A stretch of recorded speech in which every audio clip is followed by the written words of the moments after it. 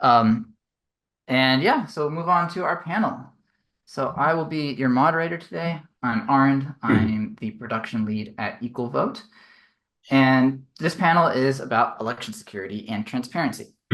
There are many aspects to election security, and we initially planned this to be a conversation between experts across mobile voting, vote by mail, as well as voting method experts. However, we determined it was best to kind of focus in a little bit more and do just voting methods, and specifically the pros and cons of ranked choice voting when it comes to election security and transparency.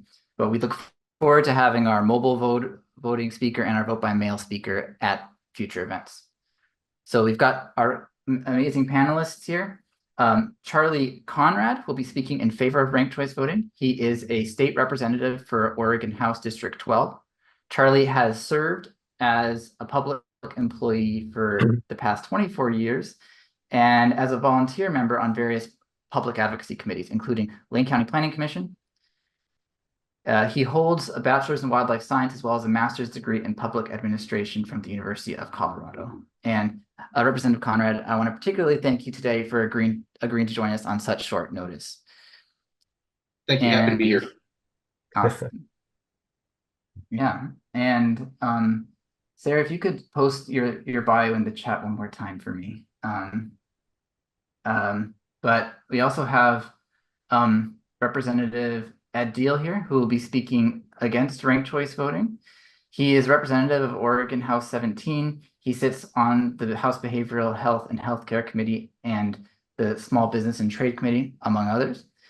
Ed was co-CEO of his control systems company, Concept Systems, Inc. in Albany, Oregon, for 19 years, and he holds a bachelor's and master's in mechanical engineering from Stanford University.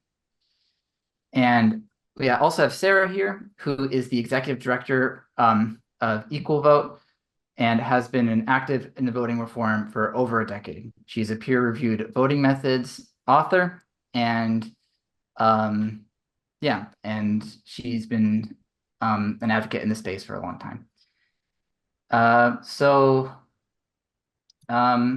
For first part of the structure today, I'm gonna, for each question, I'll do a round. Then we'll have some popcorn back and forth. And just in general, when it comes to your questions and responses, I'm going to be limiting you to about 2 minutes each.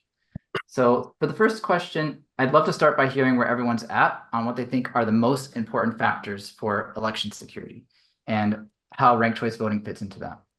We'll start with Representative Conrad, then go to Sarah, and then end with Representative Diehl.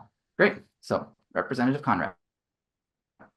Thank you. I appreciate that. You know, the election security, the factors are pretty simple that we want. We want transparency, and we want consistency, and we want predictability. Those are the three things that we want to be able to see as we go forward with our votes, you know, and a lot of what we want as voters and as people to get that trust and that transparency is to have those regular updates, to be able to see it as it progresses. So even though, you know, the official winner, you know, it's not certified until weeks later, we want those unofficial results. We want to follow that. And that is important for our democracy and for us to know that, yes, my vote is going through, it is being counted, here's how it's going. And ranked choice voting can do that. You know, a lot of the things that we currently do, ranked choice does it, but just in a slightly different way. You know, as we go through, we get the unofficial results. Ultimately, it's all tabulated by the Secretary of State. They post the winners after they certify, resolve any conflicts, any discrepancies, all those types of things. Same thing can happen with ranked choice voting. Formats might be a little bit different. The end result might take a little bit longer, depending on, you know, if we have issues like we had in Clackamas, where our county is a little bit delayed. We're not getting their results in quick enough. But counties can still do the updates. They can still send out, hey, here is, you know, how many votes candidate A had in round one. Here's how many they had in two. Here's how many they had in three, and they can go down the list. So voters can be updated. The information can be put out there, and they can follow through. And the result, depending on how close it is between, you know, just assuming, you know, the basic three candidate scenario, the difference, the delta between candidates A and B as it progresses over the night, you can look at the third place candidate. If they're consistently in third, you can see if they are eliminated, do they have enough second round votes that can potentially put two above one? Or is their vote count so low that they're not going to impact the difference between one and two? So there are things that can happen with this. It's a little bit of change in the mindset. There's going to be some technology things. Nothing's insurmountable. It's just different.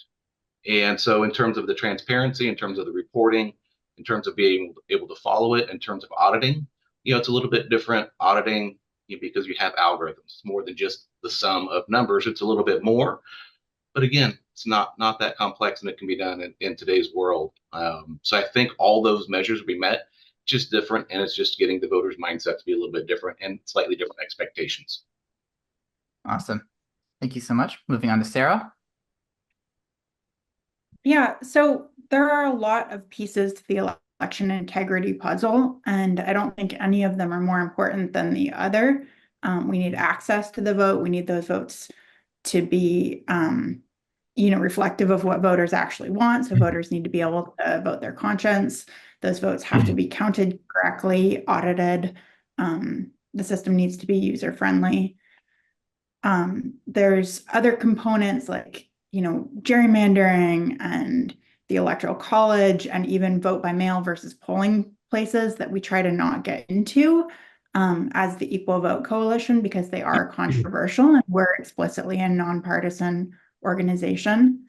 But I think where we really try to focus the conversation is where we can have an impact on this. And that is a thing to do with ranked choice being different from essentially all other alternative voting methods that are on the table. So one of the main issues is that ranked choice voting inherently doesn't count all of the rankings voters put on their ballots. And that's what makes it unable to be counted at a decentralized local level, because until you centralize the ballots, you don't know the order of elimination, and thus you don't know which of those rankings are going to be relevant and which ones won't come into play. So when I say ranked choice voting, I mean instant runoff voting, the specific single winner method that's being used all over the country with a couple of variations, but I'm not talking about Condorcet methods, ranked robin, or ranked ballot methods where all of the rankings are counted. Great. Thank you so much, Sarah. Representative Diehl. You bet. Thank you. So specifically with ranked choice voting, or any change to our election system, when it comes to security, I want to look, does this increase or reduce transparency? Does it simplify or complicate auditing? Does it make elections more or less secure? And I think ranked choice voting with instant runoff, as we use it and think of it in the United States, just fails on each of those three fronts. It reduces transparency, it complicates our auditing process, and it makes it less secure. And so this is not a simple change to our elections. This is a major change to our election process, not just in how we vote, but how we implement it on the back end. Something that Sarah brought up is with ranked choice voting, you can't tally at the precinct level. It's not possible. So we're taking away control from our counties and centralizing that control at the state level and centralizing the tabulation at the state level. That, what I'm concerned about, reduces transparency, complicates auditing, and also in any kind of centralized IT system, you're going to increase, you have more chance for hacks. So there's more security risk. So that is a huge deal. It results in transmitting the cast vote records. We're either hauling ballots to a central location like Alaska and Maine do, or we are submitting electronic cast vote records, individual ballot data, not summary data, individual ballot data to a central location. There's risk associated with that. So that's it, just a broad overview. Those are my concerns with ranked choice voting with instant runoff. Right. Representative Conrad, anything you want to respond to there? Yeah, just real quick. The tabulation will be centralized, which it is now anyway, but counties can still do summary roll-up data. They can still tell you how many, like I said, how many people voted for this candidate and that candidate and whether they're the first or second choice. So summary data can be rolled up and that can be sent out. It's just simply, going through the vote. So if you have 3 candidates, you have 6 possible voting templates.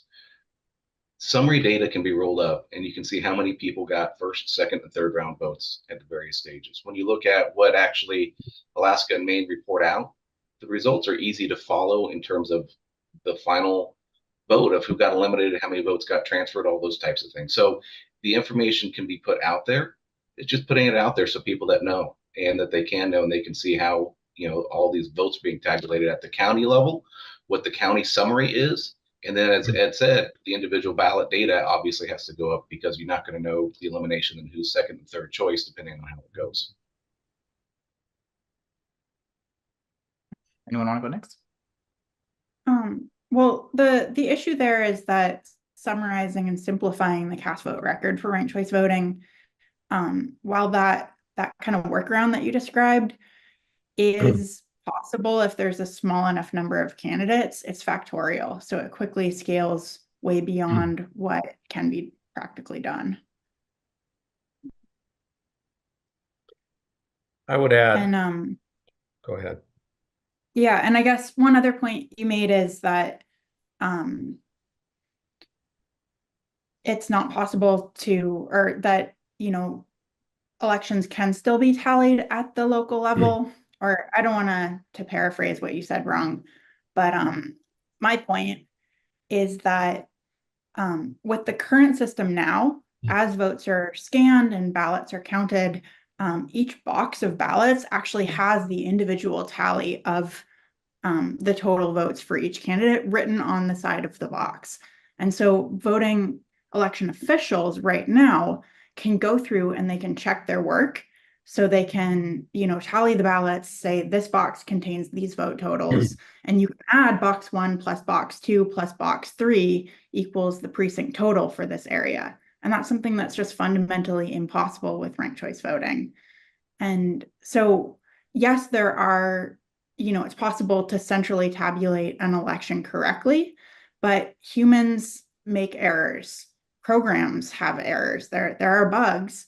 And it's really critical for election security that we have a system where bugs can be caught, human error can be caught, and those kinds of little mistakes that happen along the way don't snowball into what we've now seen in 2 real world ranked choice elections in Alameda County and New York City, where the election officials published incorrect results. And then later we're like, whoops, we mistallied it all, which dramatically undermines confidence in our elections and I think puts our country at massive risk.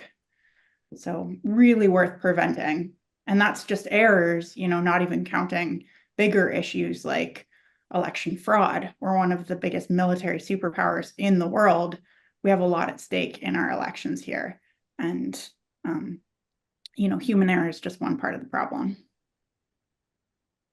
Could I add to that? Currently we are just sending the summary data to the state. So that we send totals for a given election, we send totals that are tallied up at the precinct level. Those are rolled up to the county level.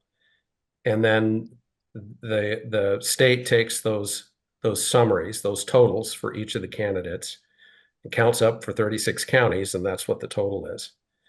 And the problem in simple terms with ranked choice voting is if you have you sum up the totals for round 1 and you eliminate the person with the least votes, you have no idea at a precinct level or at a county level for a statewide race who has the least amount of votes. You don't know. So that's why they have to they bring all those individual ballot data to one central location. And once they have all the ballots, then they run this iterative process to find out who the winner is. So it does centralize the tabulation. It does take control away from the counties. It currently would violate state law, but the law would be changed in Measure 117. And that really reduces transparency because now how do you audit that? And that's something maybe we get a chance to discuss here too. The audits today are very simple. You can just go do a hand count for precincts, this, and this, and compare that with what you got with the machine tabulators. Very simple. There's some other systems available to do, I think they're called risk limit audits, and that's the current trend now for ranked choice voting, but it's kind of new. And they'll tell you, the ranked choice voting people will tell you in a multi-race, a multi-winner race, like we're doing in Portland, that method doesn't work. So it complicates things. Great. I wanted to go on to the next question where I think it'll add on to this precinct customability conversation, and I'm hoping to provide a concrete anecdote for the viewers here. So see, you're all in Oregon, and you just mentioned Portland. Portland is the first multi-county jurisdiction in Oregon to adopt RCV. Previously, each county could tally their results and send it independently to the final win. Sorry. Previously, each county could tally the results on their own and then use the summaries to determine the winner. And in Portland, they've elected to change that process in order to account for ranked choice voting because it is not precinct summable. This means that each county can still independently verify ballots. There's still some local processing, but for the final tabulation step, in this case, the Portland has 3 counties. In this case, the counties of, forgive my pronunciation, Clackamas and Washington are sending their ballots, have opted to send their ballots to Multnomah County in order to accommodate that tabulation step. And there are plans to maybe make it electronic later.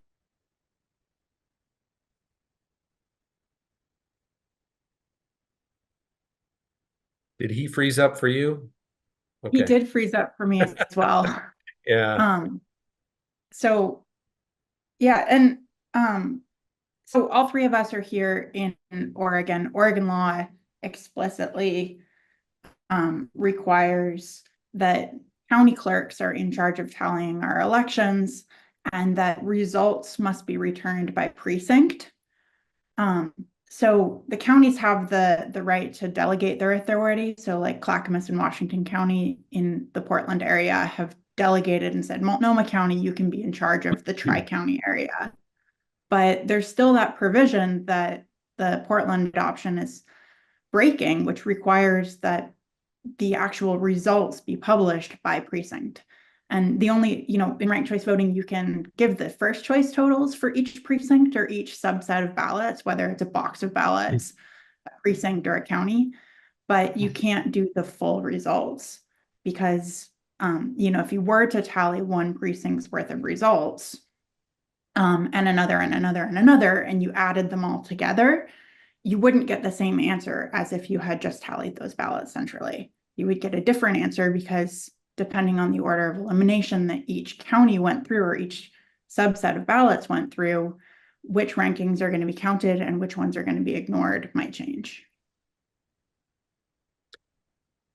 Something to remember too, counties don't just have one style of ballot. Marion County, I believe, has over 340 types of ballots with all these overlapping jurisdictions. And every version of that ballot has to be tested and validated. And that just gets very, very complicated when you start having ranked choice voting across multiple jurisdictions. And I'm not saying this is rocket science. I'm not saying it can't be figured out. But what I am saying is it reduces transparency, it complicates audits, and it increases security risks. Somebody there said it can't be figured out.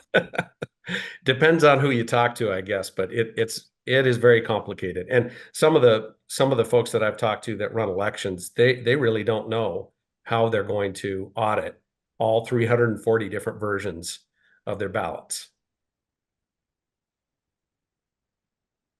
And since I cut out, I just wanted to clarify. I think you guys are already answering it fine, but the question I was going to ask was, is the county tabulation situation in Portland, is that something that represents a security risk for RCV?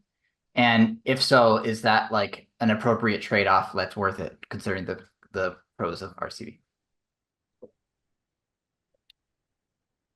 I would say that it does increase the risk anytime you're centralizing the computing, and ranked choice voting is almost impossible to do by hand. You're going to use computers.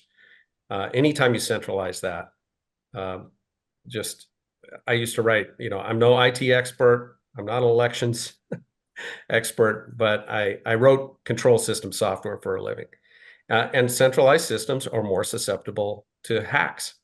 It's just the way it is. So that increases the risk alone.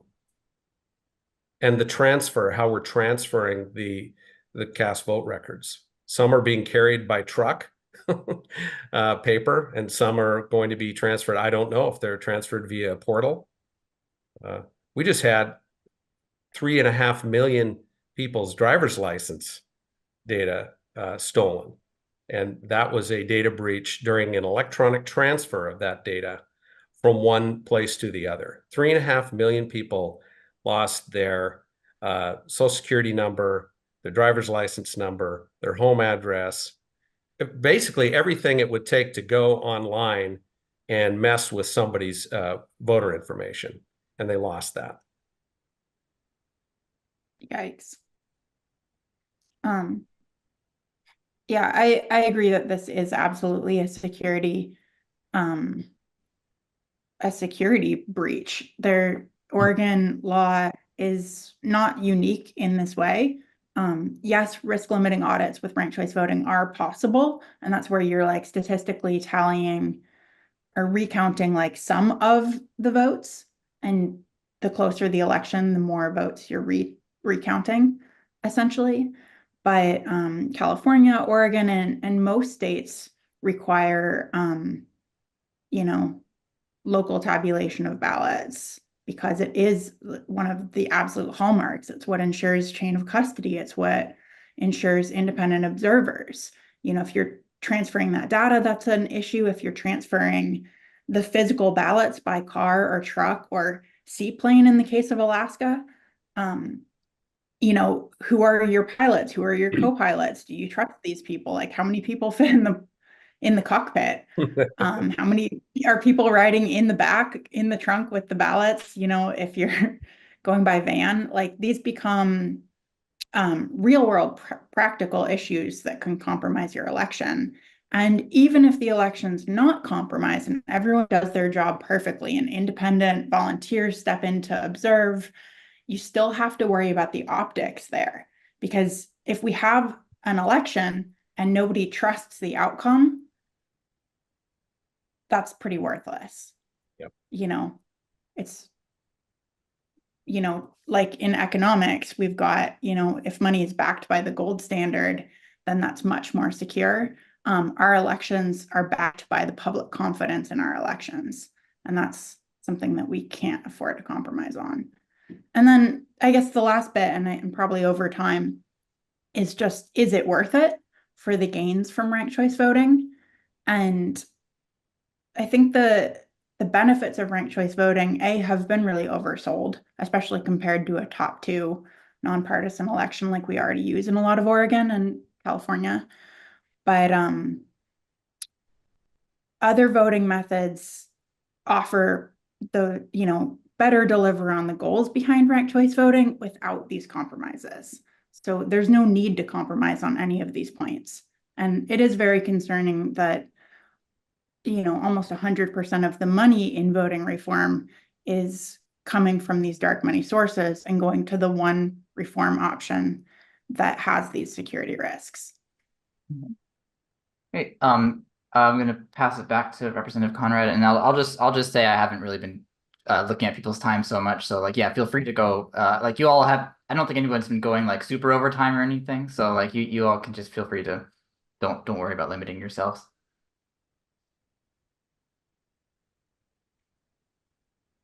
Yeah, I don't have much to say. I mean, it's Portland. They've come up with the system. Nothing that has been discussed is insurmountable. Is different. Election security and transport, making sure things get there. Again, it's being used in 50 jurisdictions. How many are coming back where we're having security issues or concerns? Everything we do nowadays is going to have those. And Rev Deal is perfectly right. If you centralize something, yes, and then hackers only have to get to one thing. But if you decentralize things, then you have the risk of so many different things breaking and creating issues.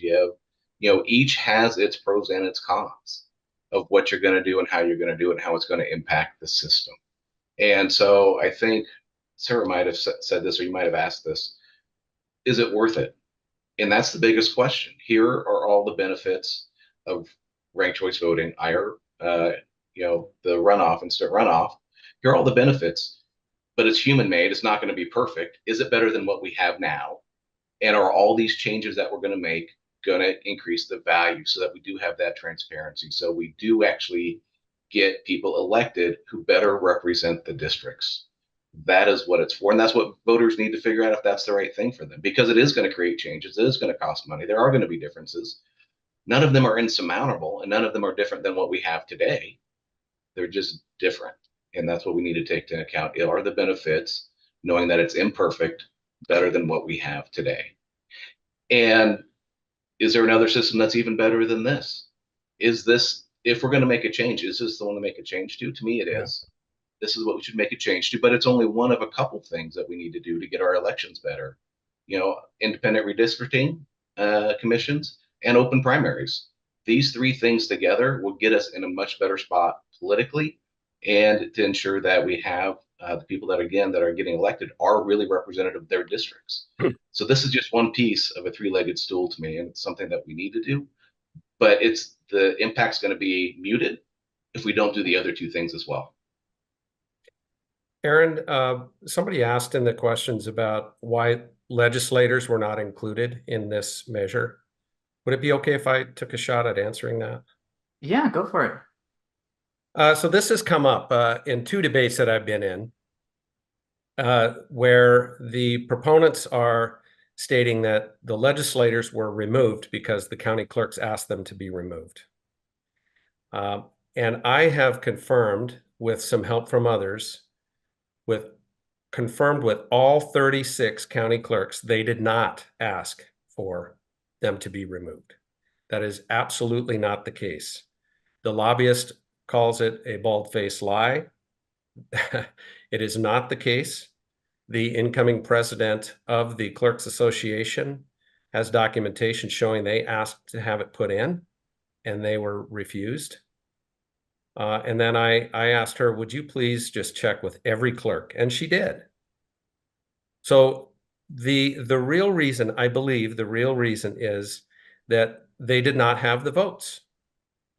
And I think in particular with the Senate, they did not have the votes in the Senate to pass this.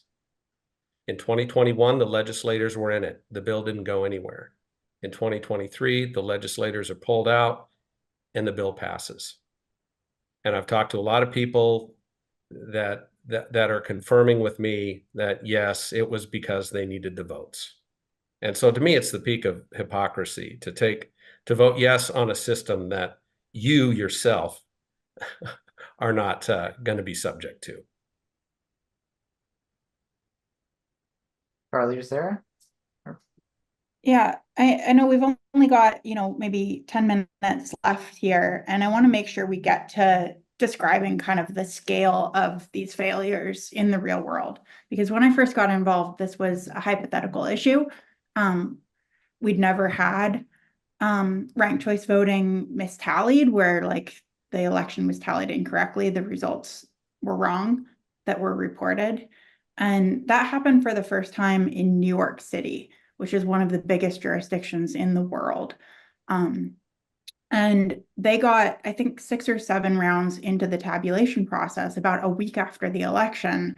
And a candidate was like, hey, then the numbers that you're reporting don't match our exit polling of how many people had voted at the different precincts, just the number of ballots alone. didn't match. And the Board of Elections took a look at that and confirmed that they had actually added 135,000 test ballots, that's fake ballots that are not real valid voters, to the official count, and they hadn't caught the mistake. So that's an unprecedented issue.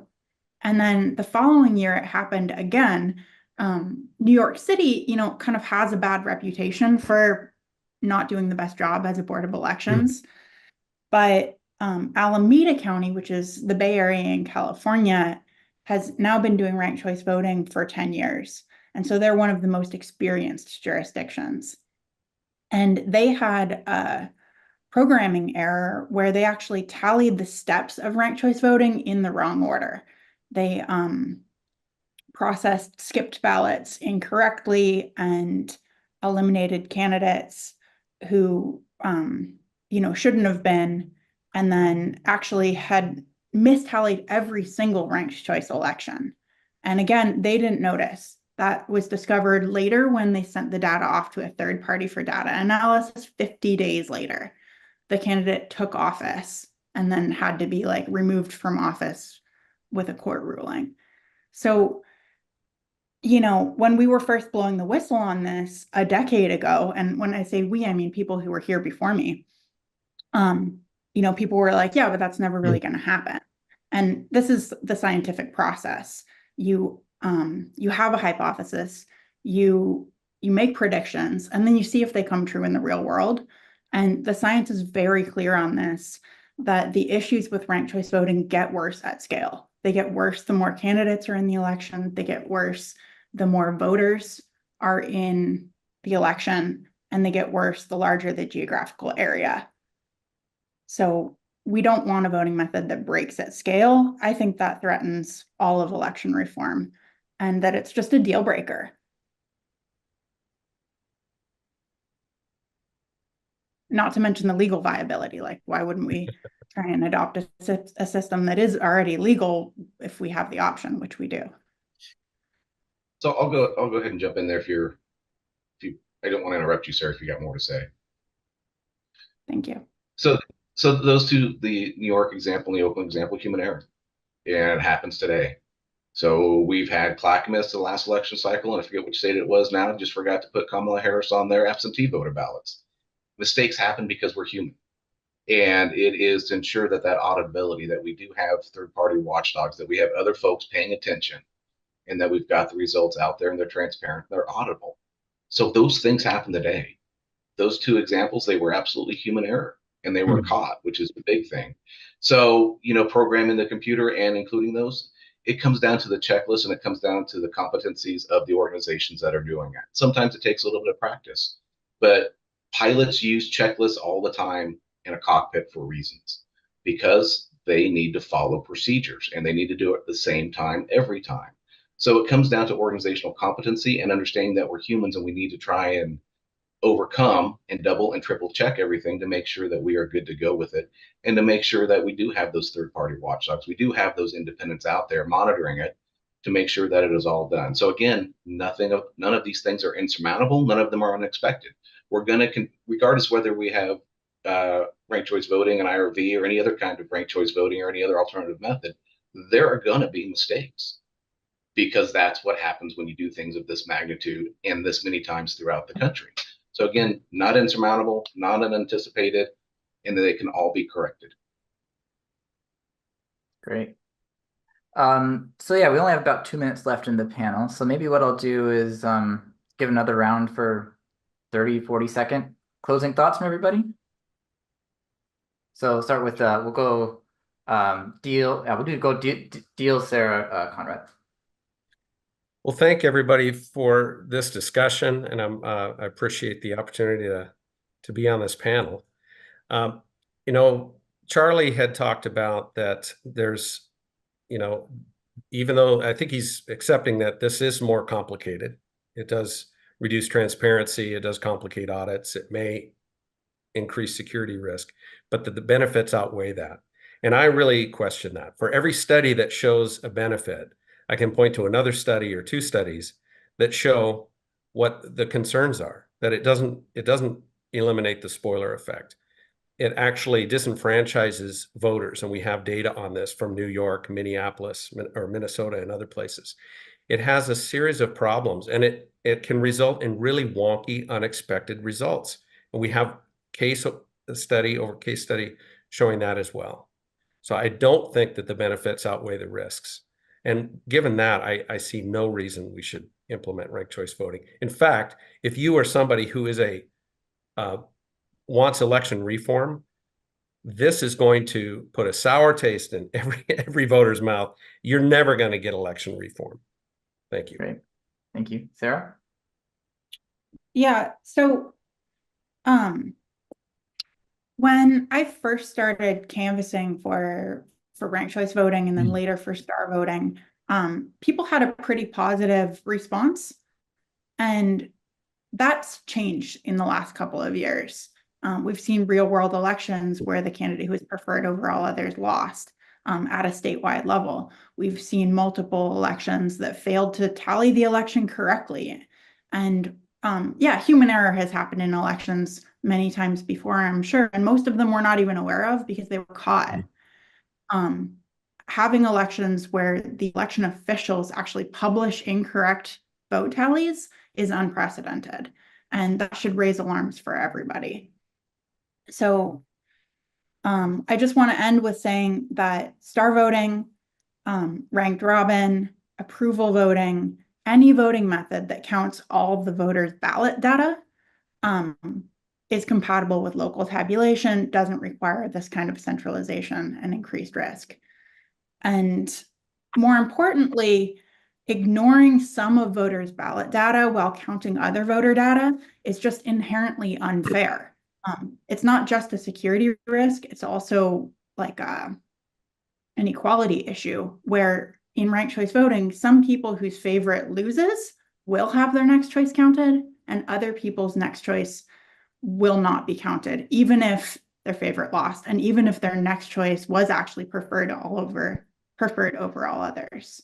So the reason we have this security issue is because the system's ignoring relevant ballot data in a somewhat random way. And that's, again, a deal breaker that has the potential to set back the voting reform movement decades.